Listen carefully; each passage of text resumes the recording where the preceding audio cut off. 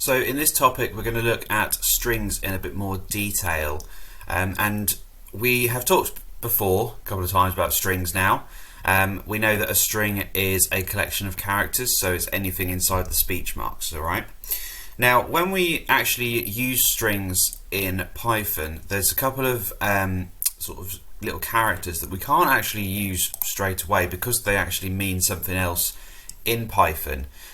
So first of all, I'm just going to refresh my REPL page so it actually loads. First of all, we've got the backslash. Now you might have seen that before when I showed in a video about using \n, and that would automatically add in a new line.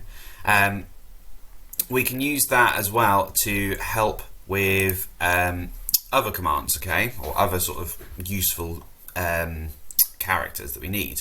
So for example, if I wanted to print and I wanted to print a message in like quotation marks or in speech marks, if I tried doing that now, putting it in speech marks again, you can see here it's not going to let me do it because every time I try and put more speech marks in, it automatically says it doesn't go orange, it's not a string, doesn't recognize it.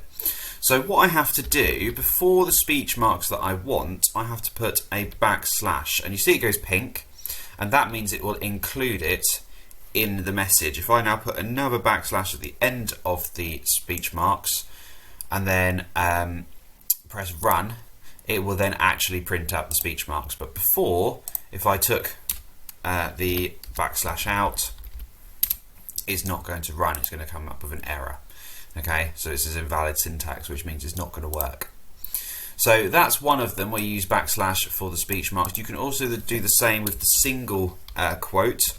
So if I wanted to print it out in just one speech mark, I can press put the slash in again and do that again. It works the same. And the final one we've actually got it's a bit of an odd one, is actually the slash by itself. Now if I want to put one single backslash in, I actually have to do two of them, which is a bit odd. And then when I print that, it only prints one because that first one acts like a command. It's saying this must be written as a string. Okay, so there's just a couple of useful tips for you when we're actually printing out strings if you need certain commands.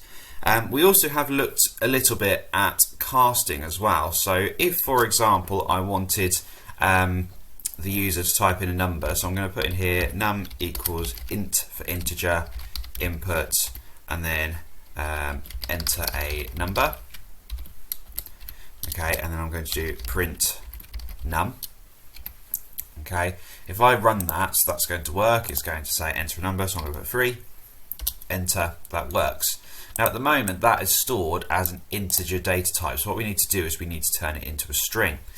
Now what I can do is I can put here something like string num equals, and then I can put str num, and that will turn the integer into a string. And then if I print on the next line print string num, that will then allow me to print out the string version of the number. Okay, so if I put 4, it will look the same, but they are set as different data types. So the first number there is an integer, it's only going to store it as a whole number. The second one is going to store it as a string, and that's going to be quite useful when you go on to some of the later challenges. Okay, so that's just an introduction to some of the basics. If you have a look at the next video, we'll go into strings in a bit more detail.